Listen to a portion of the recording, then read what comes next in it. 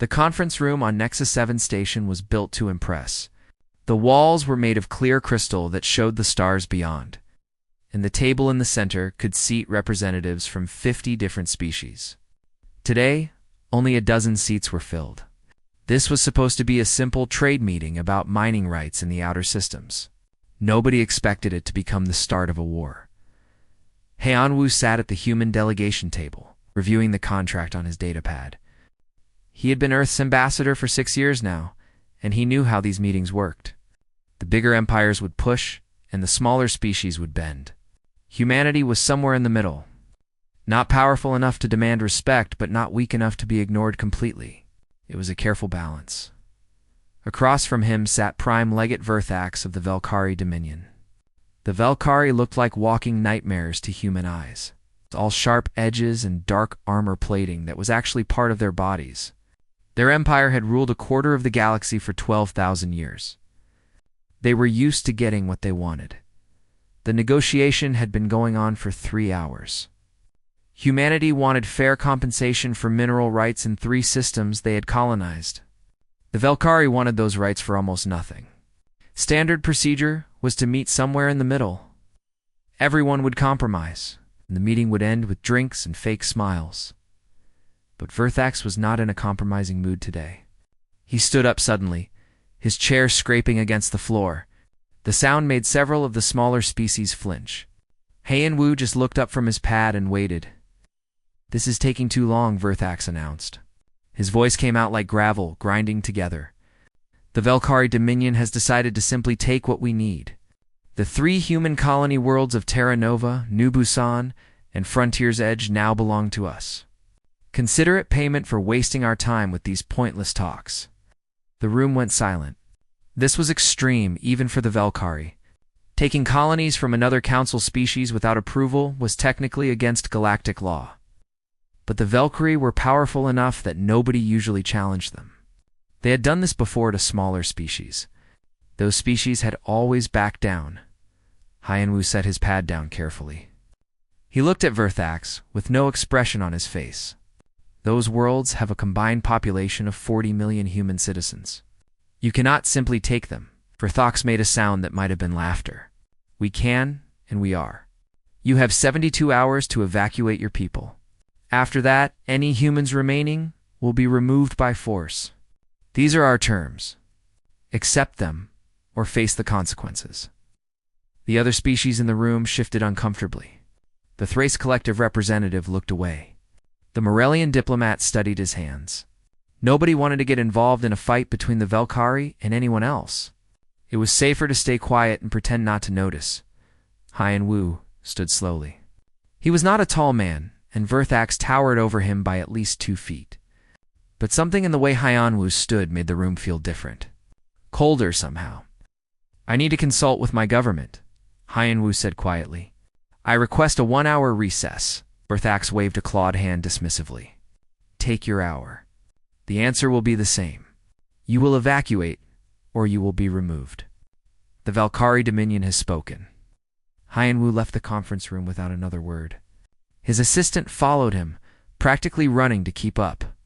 Behind them, the other species began whispering among themselves. Some felt sorry for humanity. Others were already calculating how to profit from humanity's loss. None of them thought humanity would actually fight back in the human delegation office. Heian-Wu activated the quantum communication link to Earth. The connection was instant, no delay, despite the distance. A face appeared on the screen. Fleet Admiral Ji-Hai looked tired. She had probably been in meetings all day herself. "They made their move," Heian-Wu said without preamble. He explained the situation in short, clear sentences. Ji-Hai listened without interrupting. When he finished, she was quiet for a moment. Then she said, "Are the other species supporting the Velkhari?" "No, but they are not opposing them either. We are alone in this." Ji-Hai nodded like she had expected this. "The unified government has been in session since we heard rumors this might happen. The decision is already made. We will not evacuate. We will not surrender our worlds. And we will not negotiate under threats." Heian-Wu felt something tight in his chest loosen. He had hoped Earth would stand firm, but he had not been certain. What should I tell them? Tell them exactly what we decided. I will stand behind you on the screen. Let them see Earth's military command when you deliver the message. 53 minutes later, Haiyan Wu walked back into the conference room. Fleet Admiral Jihai was visible on a large screen behind him, wearing her full dress uniform with all her medals. She stood like a statue, her face showing nothing. Verthax looked amused. You brought your military commander to help you beg? How pathetic. Haiyan Wu stopped at the human table, but did not sit. He spoke clearly so everyone in the room could hear. The unified government of Earth has reviewed your demands. Our response is simple. Your ultimatum is rejected. Any Valkyrie military vessels that enter human-controlled space will be considered hostile and dealt with accordingly. You have 72 hours to reconsider your position, Arum erupted. Several species gasped. The Thrace representative actually stood up in shock. One of the smaller species made a squeaking sound of fear. Verthak's amusement vanished. His face, already frightening, became something from a nightmare. What did you just say? You heard me clearly, Haiyan Wu replied. His voice was steady. We reject your demands. We will defend our territory.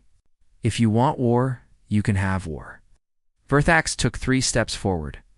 He was close enough that Haiyan Wu could smell the odd metallic scent of Valkyrie biology. Do you have any idea what you are doing? The Valkyrie Dominion has crushed species far older and more powerful than yours.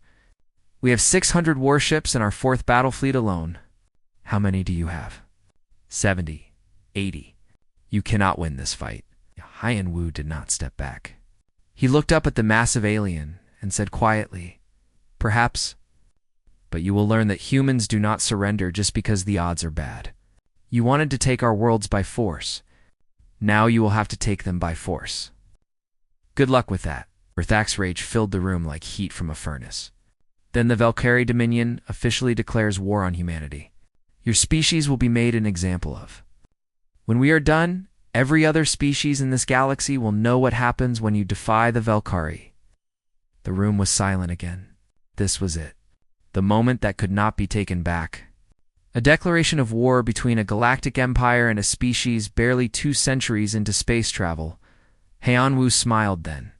It was not a friendly smile. It was the kind of smile that made something primal in the back of every species' brain send out warning signals. Behind him on the screen, Fleet Admiral Gi smiled too. Congratulations, Haiyan Wu said softly. You have just declared war on humanity. We will see you at Frontier's edge. Turned and walked out. Ji's image disappeared from the screen. The human delegation left the station within the hour. Behind them, the Galactic Council representatives sat in stunned silence. Verthax was already calling his fleets, ordering them to assemble. He was thinking about the glorious victory that would come, about humanity begging for mercy, about his name being remembered forever as the one who put these arrogant newcomers in their place. None of them. Not Verthax, not the Council, not any of the species in that room. Understood what was about to happen. They were about to learn that humanity had spent every single day, since leaving Earth preparing for one specific scenario, first contact with a hostile alien species. They were about to learn that when humans prepare for something, they prepare thoroughly. They were about to learn what war really meant. The Thrace Collective Intelligence Center is the most advanced information-gathering facility in the known galaxy. Its computers could process data from 1 billion sources simultaneously. Its analysts were considered the best in their field. They had never been wrong about military assessments. Not once in 4,000 years. Taman had worked there for 30 years. He was Senior Intelligence Officer, responsible for threat evaluation of emerging species. When news of the human Valkyrie War reached his office, he immediately began compiling a report. His superiors would want to know if this conflict posed any danger to Thrace interests. The assessment took him 6 hours. When he finished, he sat back and reviewed the numbers one more time. They were not good for humanity. Actually, they were terrible. Humans have 73 documented military vessels, he wrote in his report. Their largest ship, the carrier Wellington, is only 800 meters long. Valkyrie dreadnoughts are 2,400 meters. Human weapons are primarily railguns and conventional missiles. They have no energy shields, no plasma cannons, no quantum torpedoes. Their FTL drives are functional but slow compared to Valkyrie technology. He pulled up images of human ships. They looked crude to his eyes. Simple designs. No elegant curves like Morellian vessels. No intimidating spikes like Valkyrie warships. Just boxes with engines attached. Functional, but unimpressive. Combat experience is limited, he continued typing. Humans have had no major space battles. Their only military conflicts have been small border skirmishes with pirates and one brief engagement with an automated defense system left over from a dead civilization. They won that engagement but took heavy casualties doing so. Taman added the final conclusion. Predicted outcome: complete Valkyrie victory within 2 to 4 weeks. Human casualties estimated at 70 to 90% of their military forces. Possibility of human surrender before complete destruction: high. Threat to Thrace interests: none. He sent the report to his superiors and went home. He felt a little sorry for the humans. They seemed like decent enough people, from what he knew. But they had made a stupid decision. Pride could get you killed in galactic politics. What Taman did not know, what none of the galactic intelligence agencies knew, was that they had all made the same critical error. They had only looked at what humans showed them in a bunker 300 meters below the surface of Earth. Fleet Admiral Ji-Hai was reviewing very different numbers. The room around her was filled with screens and holographic displays. 50 officers worked at stations, coordinating what would soon be the largest military operation in human history. General Sang-Woo stood beside her, pointing at a tactical map. The Valkyrie 4th Battle Fleet is assembling at their staging point in the Torvin system. Intelligence suggests 600 ships, maybe more. They will move to Frontier's Edge in 70 hours. Ji-Hai nodded. And our forces. The diplomatic fleet is already pulling back to defensive positions. Captain Junho has his stealth group in position around Frontier's Edge. They have been there for 2 weeks already. Waiting in the dark. The Valkyrie do not know about the stealth ships, Ji-Hai said. It was not a question. No, sir. As far as galactic intelligence knows, stealth frigates are a theoretical technology that humanity has not developed yet. They think our 73 visible ships are all we have. Ji-Hai allowed herself a small smile. Let them think that. Let them believe humanity was stupid enough to show their full military strength to potential enemies. Humans had learned a long time ago that the best weapon was the one your enemy did not know you had. What about the other assets? She asked. Sang-Woo pulled up another display. 300 stealth frigates are positioned throughout our territory. The Valkyrie cannot detect them with their current sensor technology. Drone production facilities on 16 colonies have been running at full capacity for 3 months. We currently have 53 million combat drones ready for deployment. Kinetic platforms are in position around all 3 target worlds. Planetary defense grids are active, but hidden. And the new weapons? At this, Sang-Woo's expression became more serious. Dr. Minji reports that all experimental systems are operational. The Cascade warheads have passed final testing. The relativistic kill vehicles are ready. The drone swarm AI is active and awaiting orders. Ji-Hai turned to look at him. The Cascade warheads. Remind me of the specifications. Each missile carries 5,000 independent submunitions. Each submunition has its own guidance system and can track separate targets. In testing, a single Cascade warhead destroyed 47 targets in 13 seconds. And we have how many? 4,000 missiles ready for immediate use? Another 8,000 in reserve. The numbers were staggering.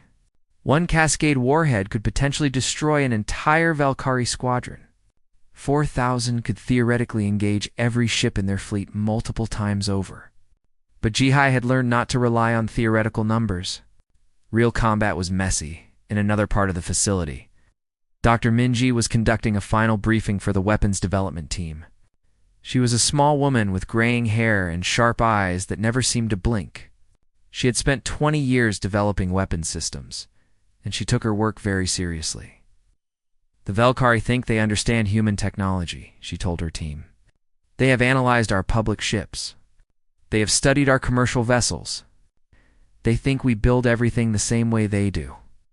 Bigger ships, bigger guns, straightforward tactics. She pulled up an image of a Valkyrie dreadnought. They put all their weapons on the outside of their ships. Heavy armor, powerful shields, devastating firepower. It works for them because that is how everyone fights in galactic warfare. Ship to ship. Formation against formation. The image changed to show a human stealth frigate. It looked tiny by comparison. We do not fight that way. We studied every war humanity has ever fought. We learned from all of them. From ancient Earth battles to modern conflicts, the lesson was always the same. The side that adapts wins. The side that thinks creatively wins. The side that is willing to do whatever it takes wins. She walked to another display, showing a Cascade warhead in detail. The Valkyrie have never faced weapons like this. Nobody in the galaxy has, because everyone else plays by the same rules. Honorable ship combat. Formations. Tactics that have not changed in 10,000 years.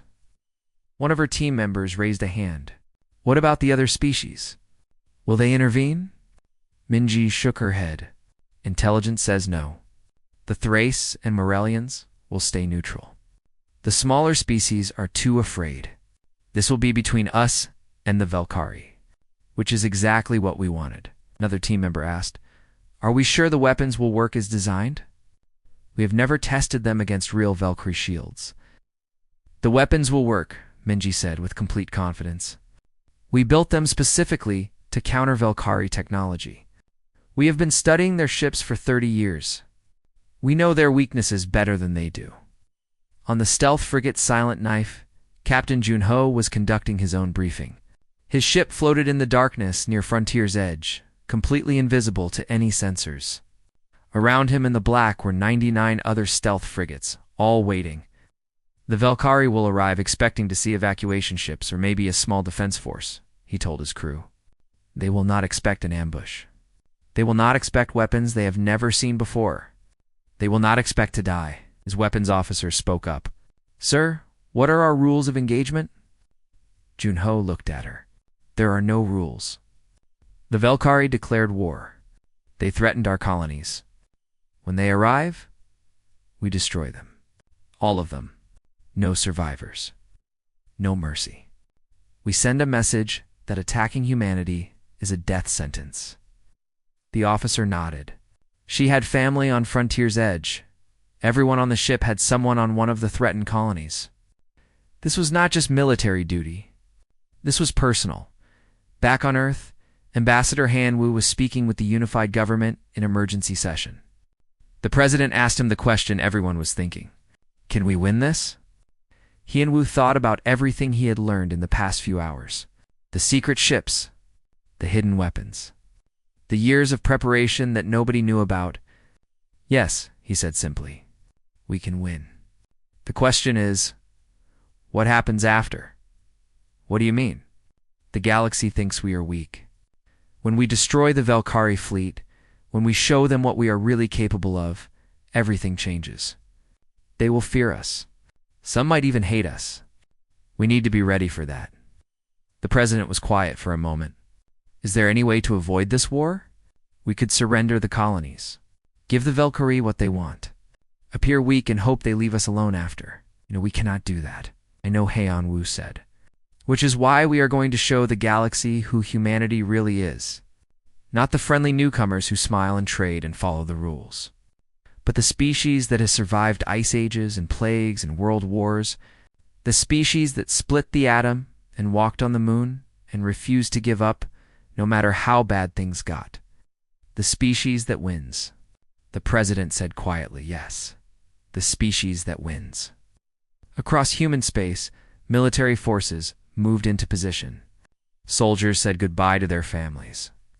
Ships left dock under cover of darkness. Weapons that had been built in secret were loaded and armed. Computer systems ran final checks on targeting solutions and firing sequences, and in the Valkyrie staging area, 600 warships prepared to jump to Frontier's edge. Verthax stood on the bridge of his flagship, eternal dominance, and imagined his coming victory. He would crush these humans. Make an example of them. The whole galaxy would remember this day. He was right about that last part. The galaxy would remember this day. Just not the way he thought. 72 hours after the declaration of war, the Valkyrie 4th Battle Fleet activated their FTL drives and vanished into hyperspace. They were heading for Frontier's edge. They expected an easy victory. They were about to learn that humanity did not believe in easy victories.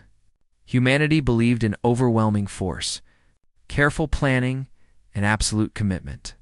The Valkyrie were about to learn what war really meant when fighting a species that had perfected the art of killing over 10,000 years of practice. They would learn this lesson in the hardest way possible. The Valkyrie 4th Battle Fleet dropped out of hyperspace exactly 72 hours after Verthax had issued his ultimatum. 600 warships materialized at the edge of the Frontier's edge system in a massive display of military power. Their formation was perfect, practiced over thousands of years of conquest. Dreadnoughts at the center, cruisers forming the outer shell, destroyers and frigates providing screening elements. On the bridge of eternal dominance, Verthax studied his tactical displays with satisfaction. The system appeared empty. No defense fleet. No evacuation ships. The orbital stations around Frontier S's were dark and silent. The planet itself showed minimal energy signatures. They ran, his tactical officer reported. The humans evacuated. There's nothing here. Verthax made a grinding sound of satisfaction. Good. They learned their place. Helm, take us into orbit. We will establish control and wait for the humans to formally surrender their claim. The fleet began moving deeper into the system. Standard procedure. Move in, establish orbital superiority, deploy ground forces if needed. The Valkyrie had done this 1,000 times before. It was routine. Captain Junio watched them come. His stealth frigate, Silent Knife, floated in the darkness 3,000 kilometers from the lead Valkyrie formation. Around him, 99 other invisible ships waited. They had been here for 16 days, running on minimal power, waiting in complete silence. His crew had not spoken above a whisper in over 2 weeks. Now he activated his communication system. The signal went out on quantum frequencies the Valkyrie could not detect. All units, this is Hunter 1. Enemy has entered the trap. Stand by for attack sequence. Across the system, weapons that had been sleeping came awake. On Frontier's edge itself, 40 million people huddled in underground shelters that had been built for exactly this moment.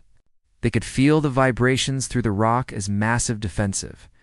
Systems powered up above them. The Valkyrie fleet reached orbital range. Verthax ordered his ships to begin deployment patterns. This was the moment they were most vulnerable. When formations spread out to establish complete orbital coverage, this was also the moment humanity had been waiting for. Execute, Junho said quietly, around Frontier's edge. 300 satellites that had been playing dead suddenly activated. They were not communication satellites or weather stations. They were kinetic bombardment platforms, each one containing a single tungsten rod 6 meters long and half a meter wide. The rods launched silently. No propellant needed. Just magnetic acceleration to 3% of light speed. At that velocity, each rod carried more kinetic energy than a nuclear weapon. And there were 300 of them. They hit the Valkyrie formation like the fist of an angry god. Ships exploded. Shields overloaded instantly. The tungsten rods punched through armor like it was paper. In the first 5 seconds, 73 Valkyrie ships simply ceased to exist. Vaporized. Gone. Verthax. Tactical display erupted in warning lights. What is happening? Where did those weapons come from? Unknown, sir. Multiple impacts across the fleet. We are taking massive casualties. But the kinetic bombardment was just the opening move. While the Valkyrie fleet reeled in confusion, the real attack began. From the surface of Frontier's edge. From hidden positions in asteroids. From concealed bunkers floating in the darkness. 50 million combat drones launched. They looked like metal insects, each one no bigger than a human hand. But each one carried enough explosive to cripple a small ship, and they moved fast. The drones swarmed. There was no other word for it. They covered the Valkyrie ships like a living blanket of death. Point defense systems opened fire, destroying thousands of drones. But there were millions more. They landed on hulls, crawled into engine ports, squeezed through gaps in armor plating. Then they detonated. Explosions rippled across the Valkyrie formation. Not big explosions. Small ones. Thousands of them. Like firecrackers going off across the skin of the ships. But each explosion weakened armor. Damaged systems created vulnerability. Verthax was screaming orders now. All ships, combat formation. Return fire. Find their ships. That was when the stealth frigates decloaked. 100 human ships materialized inside the Valkyrie formation. Point-blank range. Less than 1,000 meters from their targets. It should have been impossible. The Valkyrie had sensors that could detect a ship at 1,000,000 kilometers. How had these vessels gotten so close? The answer was simple. Humanity had developed stealth technology specifically designed to defeat Valkyrie sensors. They had studied captured sensor logs for decades. They had built ships that did not exist, according to Valkyrie physics. June-Ho did not waste time on speeches. All units, fire cascade warheads. Full spread. 4,000 missiles launched from the human frigates. In any normal engagement, this would have been impressive, but manageable. Valkyrie point defense could handle thousands of targets, but these were not normal missiles. Each cascade warhead flew toward its target, and then 2 seconds from impact, it split apart. One missile became 5,000 smaller ones. 4,000 missiles became 20 million independent targets. The Valkyrie point defense systems simply could not cope. It was like trying to stop rain with a tennis racket. The submunitions swarmed over the Valkyrie ships, each one smart enough to pick its own target. Each one guided by sophisticated AI that had been trained specifically to kill Valkyrie vessels. The Valkyrie fleet died. Not slowly. Not with heroic last stands. They died fast and confused and terrified. Ships exploded. Crews evacuated only to find their escape pods targeted by drones. Formations collapsed. Communication broke down. Verthax stood on his burning bridge and could not understand what was happening. This was not how wars worked. Where were the enemy capital ships? Where was the main fleet? How were the humans doing this with just small frigates? Jump to hyperspace. He shouted. Retreat! Full retreat! But humanity had planned for this too. Lieutenant Su-Jin, stationed in a command bunker on Frontier's edge, activated the FTL inhibitor field. It was another weapon the Valkyrie did not know humanity possessed. The field created a bubble of disrupted space-time that made hyperspace jumps impossible. The Valkyrie were trapped. Sir, we cannot jump, Verthax Navigator reported, her voice high with panic. Something is blocking our drives. Verthax grabbed his command console as another explosion rocked the ship. Half his fleet was already destroyed. The other half was dying rapidly. He had to do something. Anything. Target the planet, he ordered. If we are dying, we take those humans with us. Fire all weapons at the surface. It was an act of desperation, of rage. But it was also the final mistake. Admiral Young-Soo had been waiting at the edge of the system with 12 heavy cruisers. These were not the small ships the galaxy knew about. These were humanity's real warships. Each one was bigger than a Valkyrie dreadnought. Each one carried weapons that had never been shown to the galactic community. When Verthax ordered the bombardment of Frontier's Edge, Young-Soo received permission to deploy the relativistic weapons. Target the Valkyrie flagship, he ordered calmly. Fire solution calculated for 47-second intercept. The railguns on his ship fired, not at where the eternal dominance was now, at where it would be in 47 seconds based on its current trajectory. The projectiles were small, just chunks of dense metal, but they were moving at 90% of light speed. At that velocity, mass became a weapon that could not be defended against. The Valkyrie shields might as well have not existed. The armor might as well have been tissue paper. The first projectile hit the eternal dominance amidships. The entire vessel folded in on itself like a crushed can. The second projectile hit 3 seconds later and tore through the wreckage. Verthax had time to understand that he had lost, that his empire had made a terrible mistake. And then he ceased to exist. The battle lasted 18 minutes in total. When it ended, 593 Valkyrie ships had been destroyed. 7 had been disabled and captured. The rest were debris spreading slowly through space. Human casualties were 0. Not low. 0. The stealth frigates had taken some light damage from point defense fire, but no ships were lost. No crew members died. On Earth, in the command bunker, Fleet Admiral Jihai watched the battle reports come in. Around her, officers were cheering, but she did not cheer. She had known they would win. The question had never been whether they could defeat the Valkyrie. The question was, what came next? She activated the communication system. Lieutenant Sujin broadcast the battle footage on all standard galactic frequencies. Make sure every species sees exactly what happened here, and send a message to the Valkyrie homeworld. Tell them we are coming for them next, unless they surrender immediately. Yes, sir, Sujin replied. She worked her console, and seconds later, the entire battle was being broadcast across the galaxy. Every species with communication equipment would receive it. They would all see how humanity had destroyed a Valkyrie fleet in less than 20 minutes. On a dozen worlds, in 100 command centers, military analysts and intelligence officers watched the footage in stunned silence. This was not possible. The humans had 73 ships. They had primitive technology. They should have been crushed. But there on the screen was proof that everything the galaxy thought about humanity was wrong. The stealth ships that appeared from nowhere. The Cascade warheads that turned one missile into 5,000. The drones that swarmed like angry insects. The kinetic weapons that struck faster than light. The relativistic railguns that made shields meaningless. Tay-Min of the Thrace Collective watched the footage 3 times. Then he pulled up his report from 3 days earlier. The one that predicted easy Valkyrie victory. The one that said humanity posed no threat. He deleted the report. Then he began writing a new one. This one started with a simple sentence. We were catastrophically wrong about human military capabilities. On Frontier's edge, Captain Jun-Ho ordered his ship to dock with one of the captured Valkyrie vessels. His boarding team would secure it and extract any useful intelligence.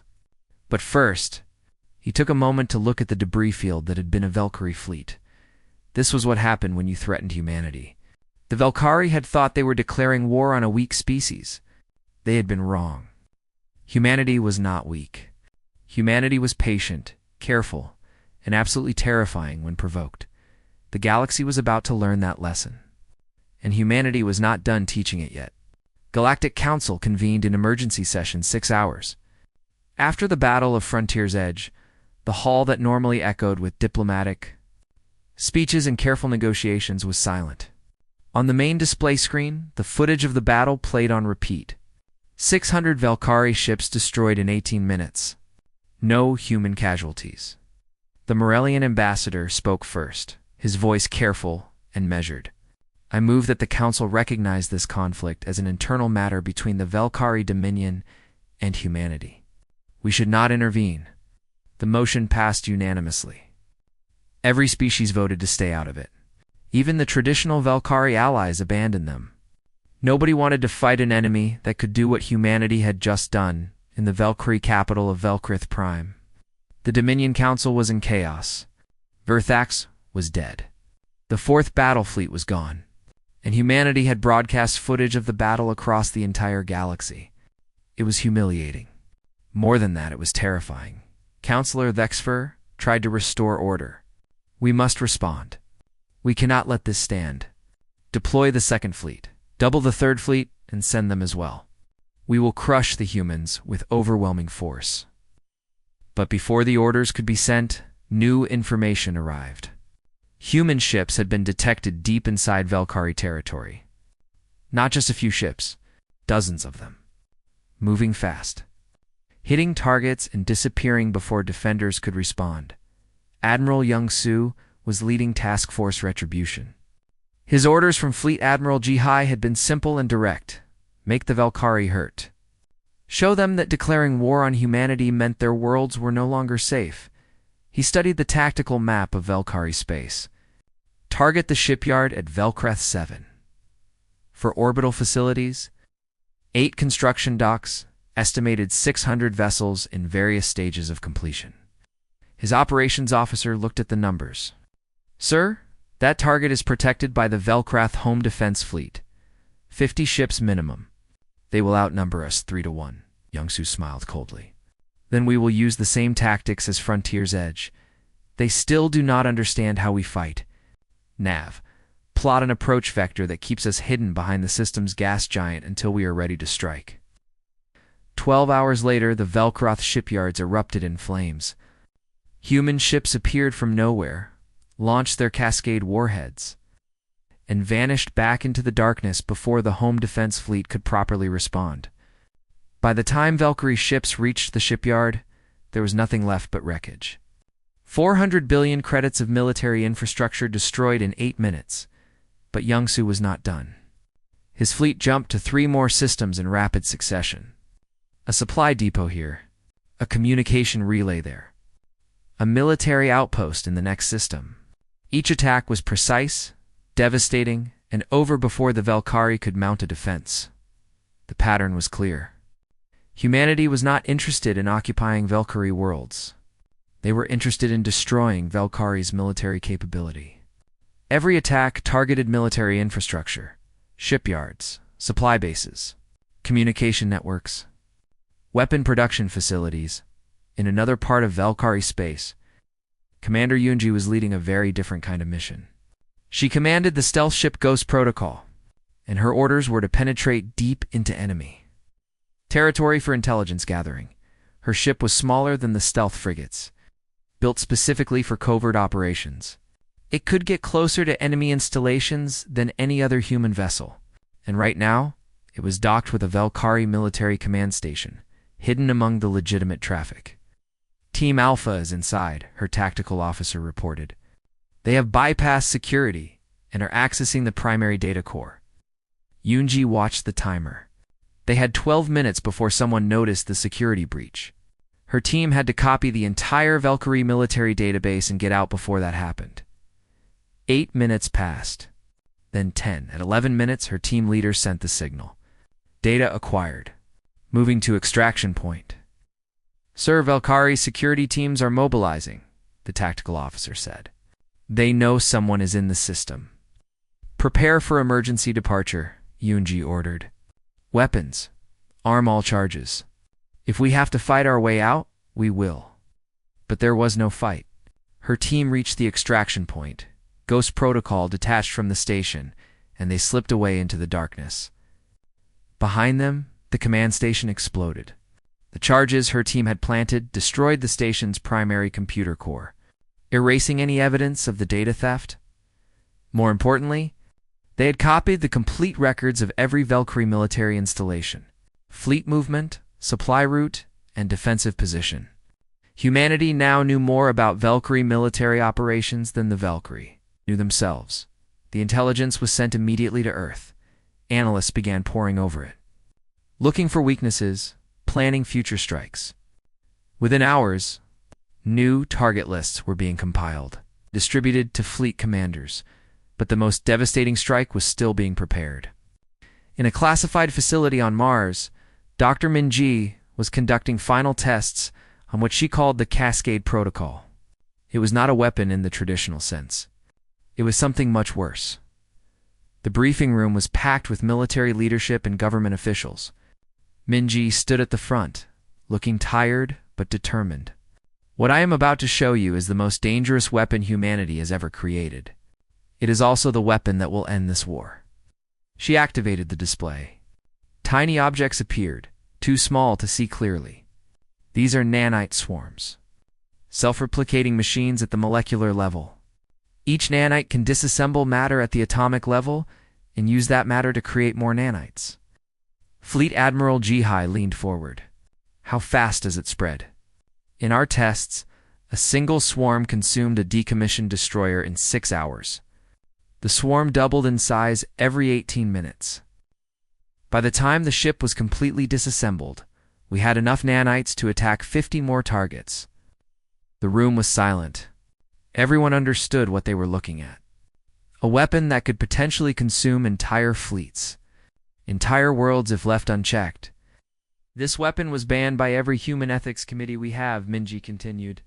We built it anyway, because we knew that someday we might need it. That day has come. The Velkhari have refused to surrender despite losing fleet after fleet. They are mobilizing what remains of their military for a final assault on human space. We need to end this before more humans die. The unified government met in closed session for 4 hours. When they emerged, the decision had been made. The Cascade Protocol was authorized for deployment against one target, a Velkhari fortress world called Harakter. It was heavily defended, contained massive shipyards, and served as the rally point for what remained of Velkhari military power. The attack was carried out by a single stealth ship. It approached Harakter slowly, carefully, avoiding detection. When it reached optimal range, it launched one missile. Just one. The missile carried 10,000 nanites. When it detonated near the orbital defense fleet, the nanites spread out and began their work. Ships started coming apart, not exploding, just disassembling. Metal became a cloud of atoms. Those atoms became new nanites. The swarm grew. In 6 hours, the entire Velkhari defense fleet around Harakta had ceased to exist. 400 ships, gone, consumed, converted into more nanites. Humanity.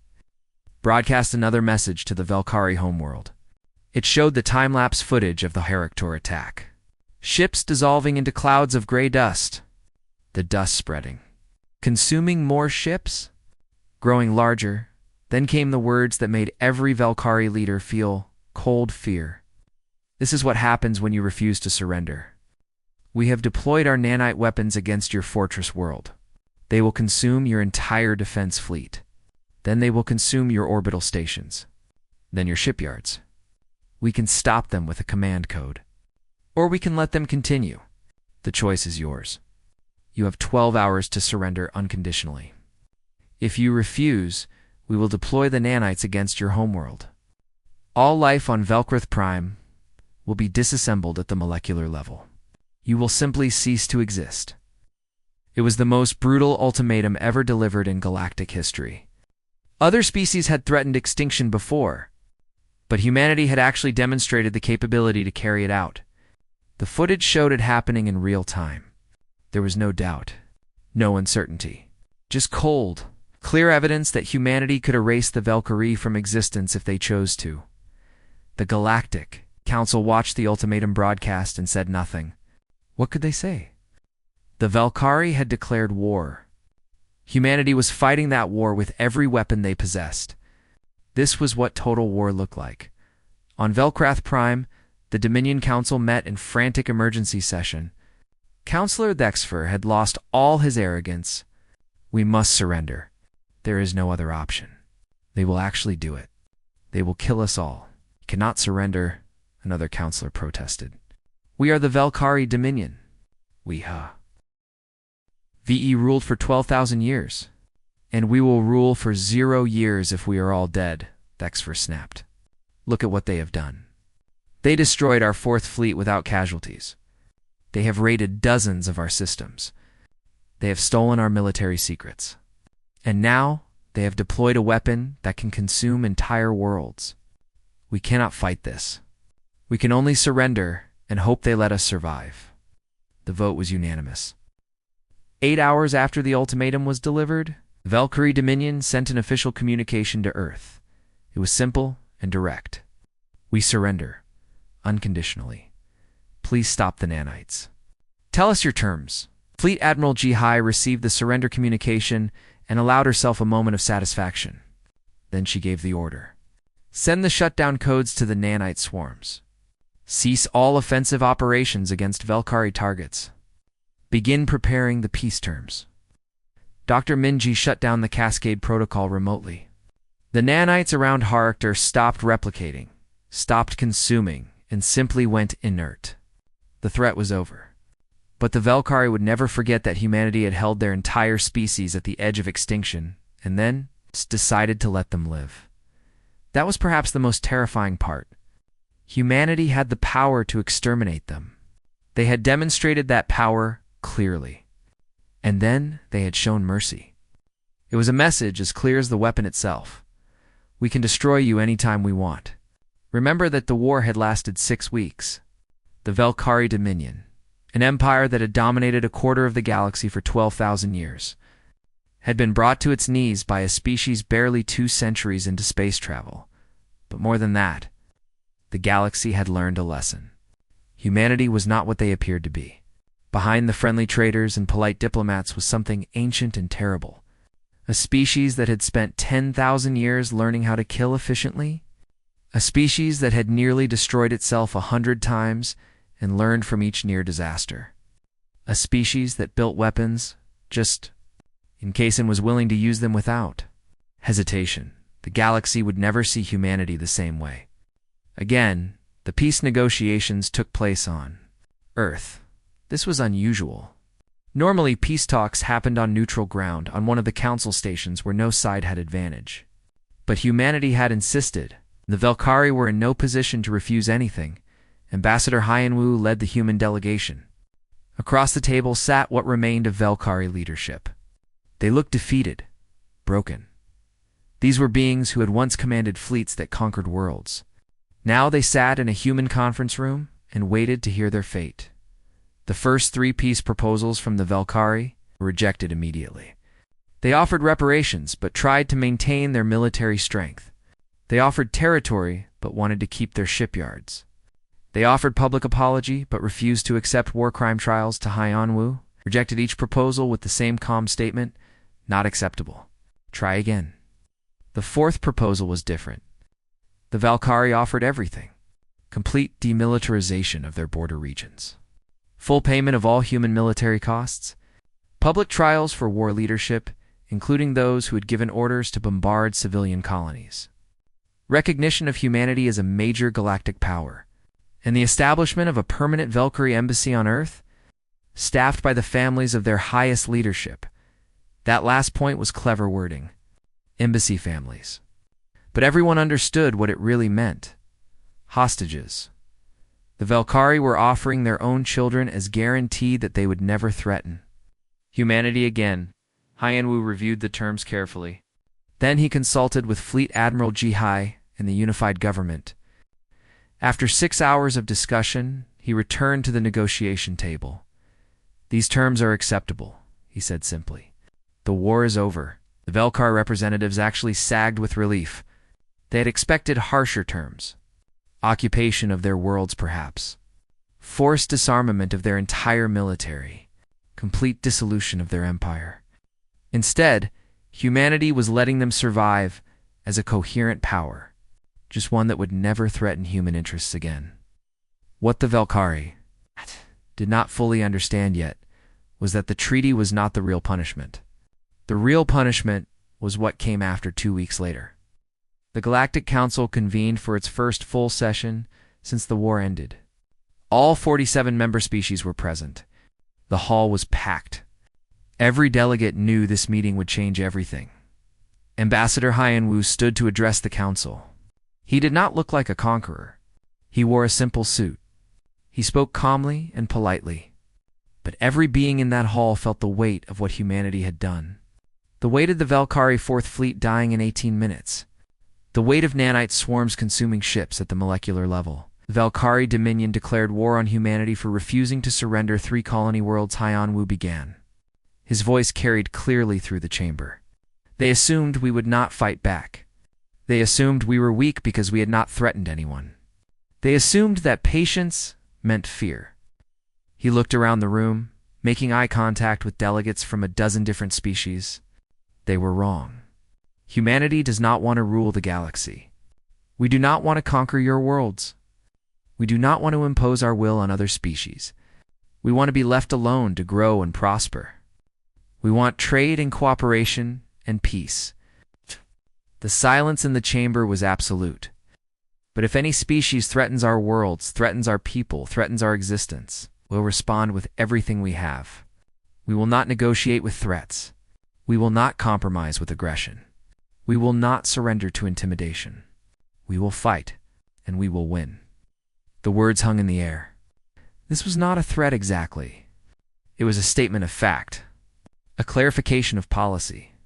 But every species in that room understood the subtext. Humanity had just announced that they were not the friendly newcomers anymore. They were a major military power that would defend their interests without hesitation. Representative Jaewon of the human delegation stood next. He was younger than Haeon-woo, with sharp eyes that missed nothing. The council has operated under certain assumptions for thousands of years, that conflicts would be resolved through negotiation, that military action would be proportional and measured, that wars would be fought with honor and restraint. He pulled up a display showing the Battle of Frontier's Edge, ships dying, drones swarming, cascade warheads splitting into thousands of submunitions. Humanity does not share those assumptions. We learned warfare on a single planet over 10,000 years. We learned that wars are not won by being honorable. They are won by being effective. We learned that the only purpose of weapons is to destroy the enemy completely. Another display. The nanite swarms, consuming the Valkyrie fleet at Harkter. We learned that if you are threatened with extinction, you respond with the threat of extinction. You make the cost of attacking you so high that no rational enemy would consider it. He let the footage play for a full minute. Ships dissolving into atomic clouds.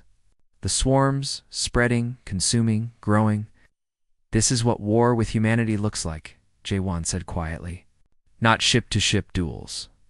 Not honorable fleet engagements. Not measured responses. Total warfare. Complete commitment.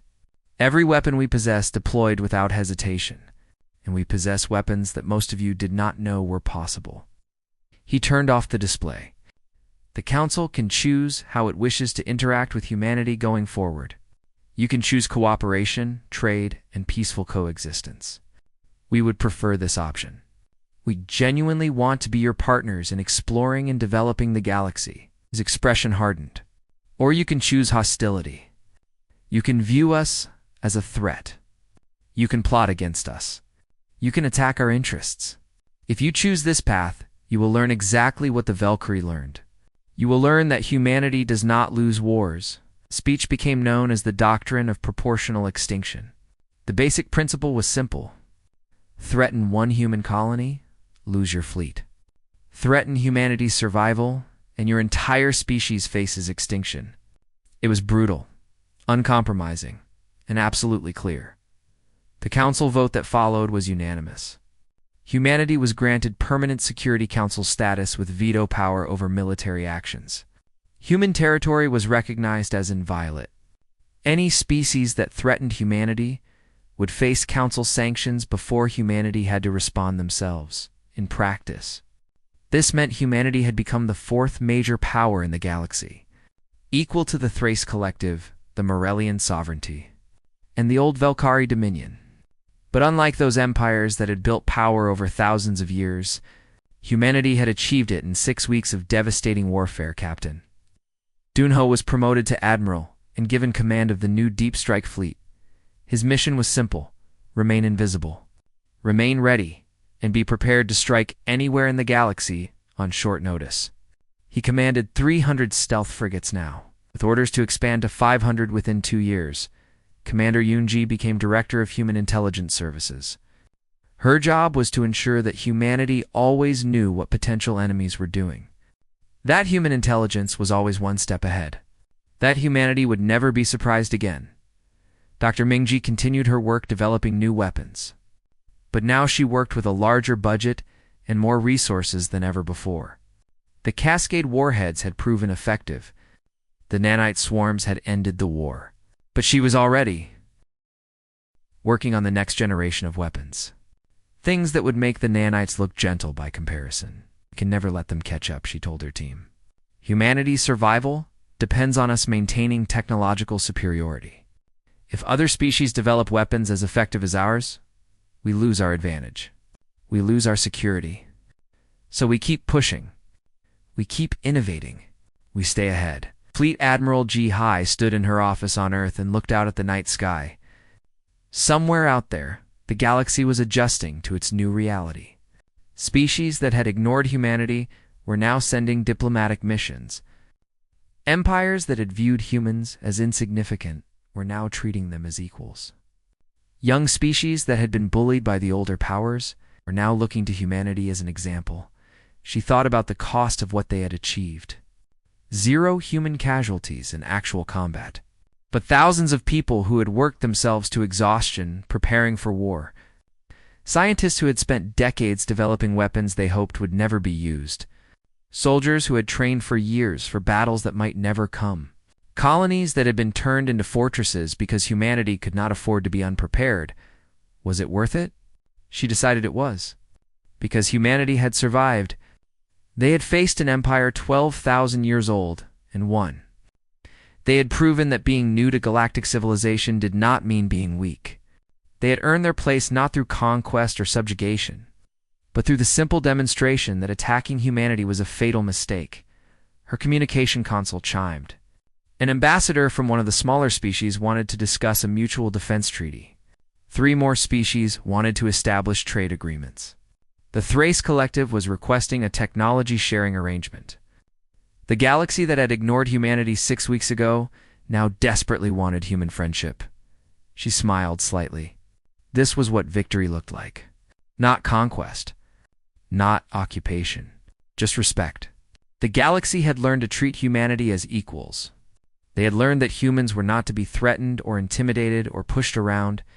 They had learned this lesson because the Velkhari had made a mistake. They had declared war on humanity. And in doing so, they had given humanity the opportunity to show the galaxy what humans really were. Not the friendly traders. Not the quiet newcomers.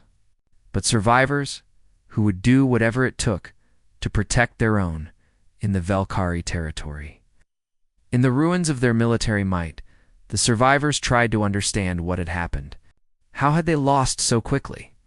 How had a species barely 2 centuries into space travel defeated an empire that had conquered hundreds of worlds? The answer was simple, though they struggled to accept it. Humanity had prepared. While other species had spent millennia fighting the same wars in the same ways, humanity had studied every form of warfare they had ever encountered. They had learned from their own mistakes. They had built weapons specifically designed to counter galactic military doctrine. More than that, humanity had been willing to do what other species considered unthinkable. Deploy millions of drones. Use weapons that disassembled matter at the molecular level. Strike civilian infrastructure. Broadcast battlefield footage to humiliate their enemies. Humanity fought to win, not to be honorable. The Valkyrie had learned this lesson at terrible cost. An empire reduced to a shadow of its former self. Military power broken. Pride destroyed. Future uncertain. But they had survived. And that was because humanity had chosen mercy. After demonstrating the capacity to exterminate them completely, humanity had offered terms that allowed the Velkhari to continue existing. Harsh terms. Humiliating terms. But survivable terms? This too was a lesson. Humanity would absolutely destroy you if you threatened them. But if you surrendered, if you acknowledged defeat, they would let you live. It was a pattern that other species noted carefully.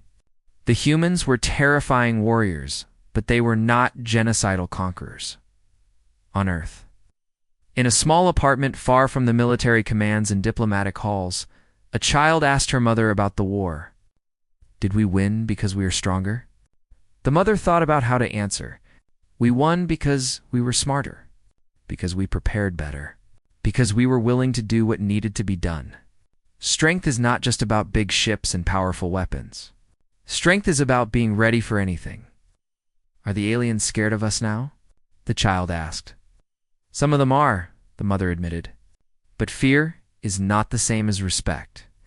We want other species to respect humanity, to understand that we will defend ourselves, but we are not conquerors, to know that we can be good friends and terrible enemies. What if someone attacks us again? The mother smiled and pulled her daughter close. Then we will show them the same thing we showed the Valkyrie, that declaring war on humanity is the biggest mistake they will ever make, that we remember every lesson from every war we ever fought, that we never give up and we never lose. The child seemed satisfied with this answer. She went to play, already forgetting about the war. But the mother looked out the window at the stars and thought about what the future held. Humanity had won its first galactic war. They had proven themselves. They had earned their place. But this was just the beginning. The galaxy was vast. There were thousands of species, hundreds of potential conflicts, countless opportunities for misunderstanding and conflict. Humanity would face more challenges, more threats, more tests of their strength and resolve. But now the galaxy knew the truth. Humanity was not the weak newcomer anymore. They were the species that ended a 12,000-year-old empire in 6 weeks. The species that built weapons just in case and used them without hesitation. The species that other civilizations now watched carefully and treated with genuine respect, because the Valkyrie had made one simple mistake. They had said, "We declare war on humanity." Humanity had replied, "Congratulations. You have just declared war on the wrong species." The galaxy would not forget that lesson anytime soon.